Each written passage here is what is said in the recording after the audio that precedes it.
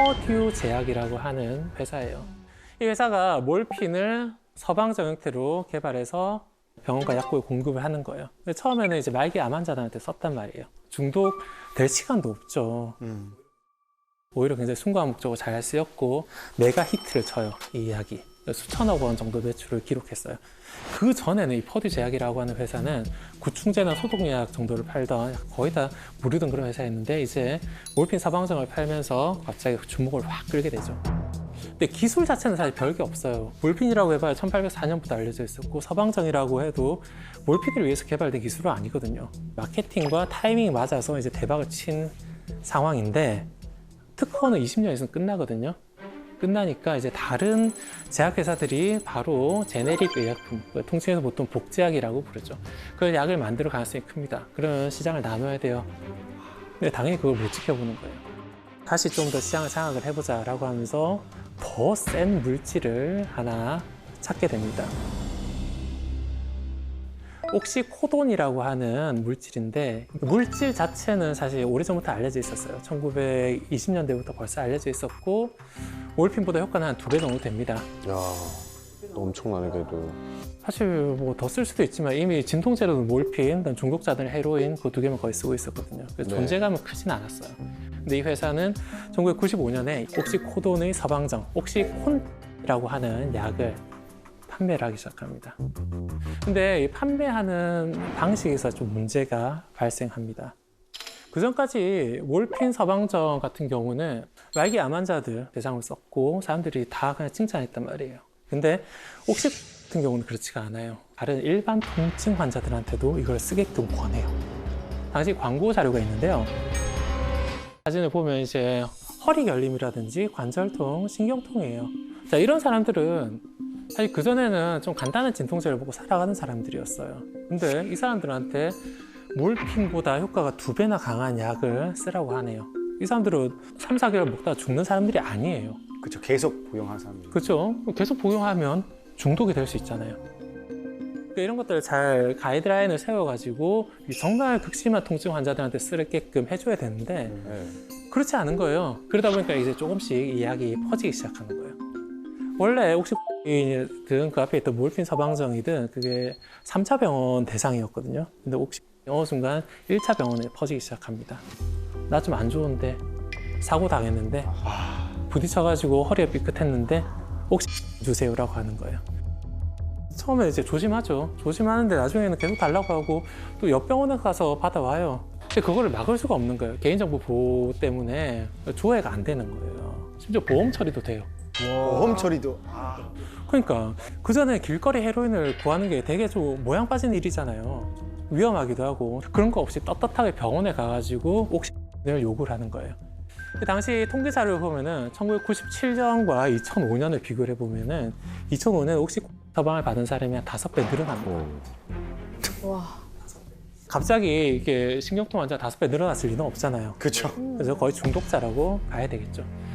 더 심각한 문제는 뭐냐면은 이거 서방정이라고 했잖아요. 서서히 방출되라고 해서 옥시콘을 좀 많이 넣어놨거든요.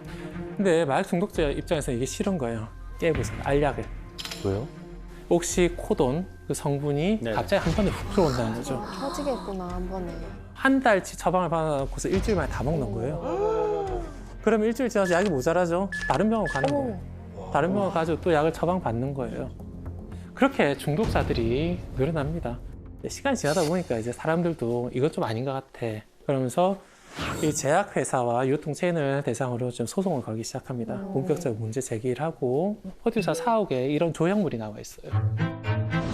아, 숟가락. 이게 그 아까 그거죠. 그 헤로인 할 때. 그 맞습니다. 헤로인을 뜻하는 거예요. 니들이 마약을 팔았잖아 라고 하면서 항의를 합니다. 근데 이 퍼듀 제약 같은 경우는 주식회사가 아니에요. 개인 소유예요. 개인 소유. 세클러라고 하는 가족이 가지고 있습니다. 그 오랜 시간 동안 얼마나 많은 마약을 팔았겠습니까? 포브스에서 이제 2015년 조사를 해보니까 미국 잘 사는 가문 수준이 매겼을 때 16위예요. 16위? 그 당시 순자산이 무려 14조 원이에요. 와, 초. 그래서 퍼듀 제약회사 같은 경우 소송이 워낙 많이 들어오고 그러다 보니까 나중에 파산 신청을 해요. 소송 결과를 좀 지켜봐야 될 그런 필요가 있습니다. 어쨌든 이 시점을 지나면서 2010년을 좀 지나면서 규제가 좀 심해져요. 그러니까 예전에 마약 중독자들 처방전을 가지고 혹시 마음껏 처방받았다면 이제 그게 좀 쉽지 않은 상황이 됐어요. 이 사람들이 마약을 끊었을까요? 마약 끊기 쉽습니까? 100년간 헤로인이 갑자기 증가할 일이 없었거든요. 천천히 오르다가 2010년, 11년을 기점으로 증가세가 조금 완화됩니다. 이때가 이제 본격적으로 규제가 들어가던 그 시절이에요. 네. 이 사람들이 어디로 가냐면 이제 병원으로 못 가니까 길거리 헤로인을 찾아가는 거예요. 헤로인이 이제 급증하기 시작하는 거예요. 자, 그런데 이 헤로인 증가도 2016년 이후로 멈추고 있네요. 사람들 마약을 끊었다는 말일까? 그렇지 않아요. 합성 아편 육사제, 우리 펜타닐로 대표되는 합성 마약들이 2010년을 넘어서 갑자기 급증하기 시작합니다. 너무 올라가는데요. 너무 올라갔죠. 감당이 안 될 정도예요. 상황이 이렇게 올라가다 보니까 2017년 도널드 트럼프 미국 대통령이 공중보건 위기를 선포합니다. 우리 미국인들의 건강을 위협하는 주된 범위는 불법 펜타닐이다라고 이야기를 하면서 불법 펜타닐과의 전쟁을 선포하고, 불법 펜타닐을 퍼뜨리는 사람이 누군가, 알약을 공급하는 사람이 누군가라고 하면서 트럼프 대통령 같은 경우는 중국을 지목해요. 중국 니네들이 펜타닐을 만들어서 우편이든 뭐든 전송해가지고 우리 사람들을 죽이고 있다. 또 중국 입장은 또 달라요. 니들이 잘못해가지고 마약시장 키워놓고 왜 우리 탓하느냐. 우리는 아편전쟁 피해자인데 왜 우리를 가해자처럼 이렇게 코스프레 하느냐. 중국 대사관은 또 그런 성명을 내고 있습니다. 서로 사실관계가 어떻게 판명날지도 좀 한번 주목을 해봐야죠. 자, 도대체 왜 이렇게 마약에 중독이 될까요? 행복 호르몬이라고 하면은 보통 일반적으로 얘기하는 게 엔돌핀과 도파민이에요. 이 엔돌핀 같은 경우 기본적으로 우리 몸에서 나오는 물질이에요. 어떤 때 나오냐면은 우리가 좀 힘든 상황 있잖아요. 고통을 이겨내야 될 상황. 이때 고통을 이겨내는 보상 체계로서 나오는 경우가 굉장히 많습니다. 단순히 고통을 잊는 것뿐만 아니라 기분도 좀 좋아지게 한다는 거죠. 예를 들어서 마라톤 선수가 마라톤 완주한다고 생각을 해봐요. 그저 30km 정도 달렸어요. 몸은 진짜 힘든데 갈 길은 멀어요. 자, 그때 이제 러너스 하이 구간이라고 보통, 러너 하이라고 많이 들어봤어요. 그럴 때 엔돌핀이 나온다는 거예요. 엔돌핀이 나와서 통증도 있고 약간 기분도 좋아지면서 끝까지 달려나갈 힘을 준다는 것이죠. 자, 근데 마약 중독자 입장에서는 30km 달릴 필요 없이 패치 하나 붙이면 돼요. 얼마나 좋습니까? 그런데 어느 순간 이제 몸도 적응을 하거든요. 갑자기 엔돌핀이 너무 많네. 갑자기 기분이 좋지라고 하면서 몸도 적응해서 조금 신경을 누그러뜨려요. 자, 그렇게 오랜 시간이 지났다가 내가 이제 마약을 끊어야지라고 생각하면서 이걸 안 붙여요. 네. 그럼 굉장히 괴롭겠죠. 그 금단 증상이 나타나는 거예요. 내성 때문에 더 많은 양을 복용할수록 더 구역질이라든지 환청환시 심해지고 나중에는 호흡 중추도 마비될 수 있다는 거죠. 그렇게 죽어가는 게 펜타닐입니다. 또 하나 중요한 이슈가 있어요. 단순히 쾌감이 크다고 해서 중독이 되는 건 아니거든요. 아, 심리학자들이 제일 치명적인 유혹은 가장 가까운 유혹이다 이런 얘기 많이 하죠. 접근성 같은 거. 쉽게 구할 수 있는. 네네. 그러니까 술, 담배가 대표적인 거고. 그래서 정말 좋은 것이나 정말 대단한 것에 중독되는 것 같지만 사실은 그건 접근성 떨어졌기 때문에 유럽 여행을 정말 좋아한다고 해서 유럽 여행 자주 갈 수 없어서 유럽 여행 중독은 본 적 없습니다. 네. 저희는 그렇지 않을까 싶어요. 아주 좋은 지적을 해주셨어요. 지금 미국에서는 마약 구하는 게 피자 시키는 것보다 쉽다 이야기를 해요. 그 정도로 그냥 버튼 몇 번 누르고 통화 한 번 하면 그냥 바로 구할 수 있어요. 그러다 보니까 중독에 빠지기 쉽다는 것이죠. 2011년 조사에 따르면은 펜타닐 이외의 모든 약물을 통틀어서 약물 남용으로 혹은 잘못 써가지고 오남용으로 죽는 사람이 연간 미국에서만 한 10만 명 정도 돼요. 10만 명이라면은 우리나라 공주 정도가 인구 10만 명 정도가 됩니다. 1년에 작은 도시 하나 사라져요. 매년 사라지는 거예요. 매년? 매년. 굉장히 위험한 상황이죠. 미국에서는 펜타닐 에피데믹이라고 하거든요. 에피데믹은 한 대륙을 초토화시켰을 때 에피데믹이라고 하고, 지금 캐나다라든지 미국은 정말 난리예요. 약물 오남용으로 이렇게 죽는 사람이 이렇게 많은데 그중에 3분의 2가 펜타닐이에요. 3분의 2나? 네. 그 날마다 죽는 사람 숫자로 환산을 해보면 170, 180명 그 정도가 돼요. 9.11 사태랑 비교를 하면은 9.11 사태로 죽은 사람 숫자가 3,000명이 안 돼요. 2,977명 그 정도로 추산을 하거든요. 그러니까 미국에서는 한 달에 2번씩 9.11급 사태가 터지고 있는 거예요. 또 다른 통계 자료를 보면은 18세에서 45세까지 미국에 가장 이제 활동이 왕성한 나이대잖아요. 네. 이제 사망 원인 1위가 펜타닐이에요. 1위? 1위요. 야, 실제로 가장 많은 사람들을 죽이는 원인은 자살도 아니고 교통사고도 아니고 바로 펜타닐 중독이라는 것이죠. 진짜 심각하네요. 이게 누가 만든 거예요? 그런데 이 심각한 문제가 지금까지 그 미국 내 문제였거든요. 에피데믹이라고 했잖아요. 한 대륙이잖아요. 그죠? 근데 이게 어느 순간 더 우리나라에서도 조금씩 이제 사례들이 보고가 되고 있어요. 그런데 이 펜타닐과 관련한 문제들이 예전에는 이제 의학 논문에 나왔어요. 케이스 리포트, 사례 보고서라고 하잖아요. 근데 어느 순간부터인가 법원 판례로 나오고 있어요. 법원에서? 네, 법원 판례. 누군가 이제 불법으로 유통하고 그러면서 문제가 되고 있는 것이죠. 그리고 시간 더 지나니까 이제 언론에서 나오네요. 여러분들 펜타닐이라고 하면 그래도 조금씩 들어봤을 거 아니에요. 요즘 들어서 네. 노트북에 엄청 올라오고 있어요. 네, 맞습니다. 굉장히 많은 자료들이 올라오고 있죠. 그 정도로 사회에 훨씬 더 깊이 퍼지고 있다는 거예요. 우리나라도 지금 코로나 이후 비대면 거래가 늘어나고 SNS나 뭐 텔레그램도 많이 쓰고 있고요. 그다음 다크웹도 조금 좀 퍼지기 시작하고 그러다 보니까 마약 중독자들이 좀 어려지고 있어요. 이런 새로운 트렌드에 좀 빨리 따라가는 사람들이 마약을 더 많이 한다는 것이죠. 접근하기 쉬워지면은, 즉 공급이 늘어나면은 그게 수요를 만들어내거든요. 이렇게 악순환의 굴레에 빠지기 전에 빨리 차단을 해야 될 그런 상황이 있다는 거죠. 2021년 경남 지역에서 펜타닐을 단체로 불법 처방을 받아서 투약하고 유통하던 고등학생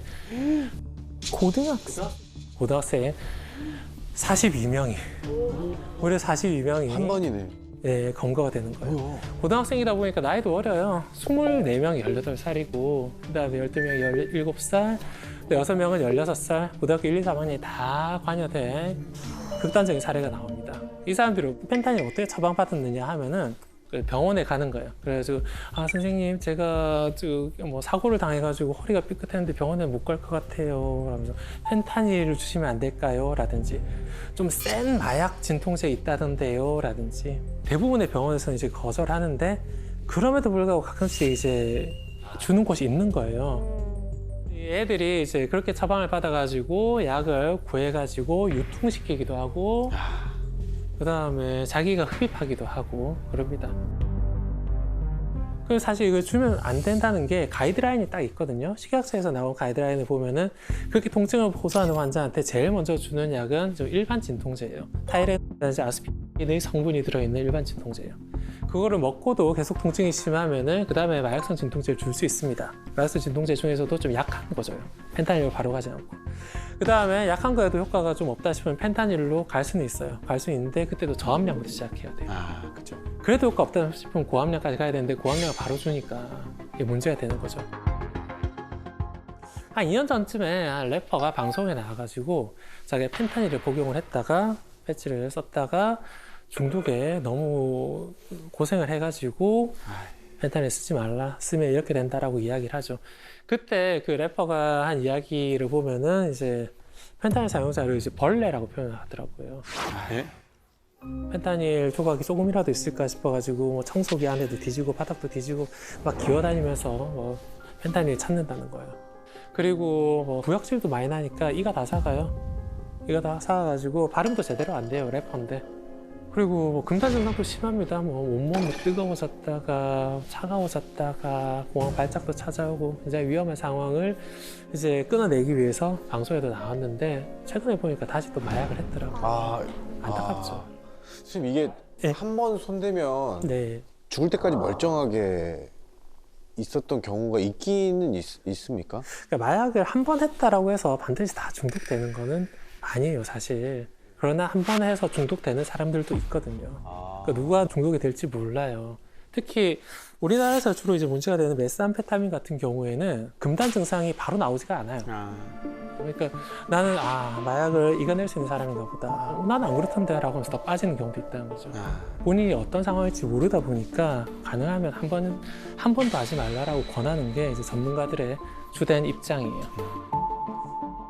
근데 펜타닐을 에피데믹이라고 표현했잖아요. 지금 캐나다라든지 미국은 정말 난리예요. 자, 그 반면에 유럽이라든지 남미라든지 또 아시아 쪽에는 펜타닐로 인한 문제는 그렇게 크지는 않아요. 조금씩 나타나고 있습니다. 하지만 글로벌한 시대잖아요. 그러다 보니까 우리나라에서도 조금씩 펜타닐이 퍼지고 있고 그러면서 마치 코로나가 에피데믹에서 판데믹으로 가는 그런 상황이 나타날 수가 있다는 것이죠. 그래도 아직 우리나라는 미국으로 치면 2008년 수준이에요. 처방전이잖아요, 어쨌든. 기본적으로 펜타닐을 남용하려고 하는 사람들도 처방전을 어떻게 하면 잘 받아올까라고 하는 그런 관점이에요. 미국처럼 불법 알약을 쓰거나 그러지는 않죠. 그죠? 근데 만약에 우리나라 마약 중독자들이 늘어나가지고 펜타닐을 많이 찾게 되면 어떨까요? 그리고 또 한 가지 가정을 더 해보자면은 지금 미국이냐 중국이냐 서로 막 싸우고 있는데 진짜 중국에서 펜타닐을 만들어서 미국에 유통하는 상태라면은 그리고 우리나라 시장이 커진다면은 불법 알약이 우리나라로 들어올 수도 있어요. 가까우니까. 가깝잖아요. 우리나라 인구 5천만이잖아요. 네. 작은 나라가 아니에요. 헐리우드 영화 같은 경우 뭐 대작 영화들 나오면 헐리우드 스타들이 다 내한하잖아요. 왜 그러겠어요? 우리나라 시장이 크기 때문이거든요. 근데 마약 시장이 커졌다고 생각해 보세요. 그러면 중국 입장에서는 크고 가까운 우리나라로 올 수도 있는 것이죠.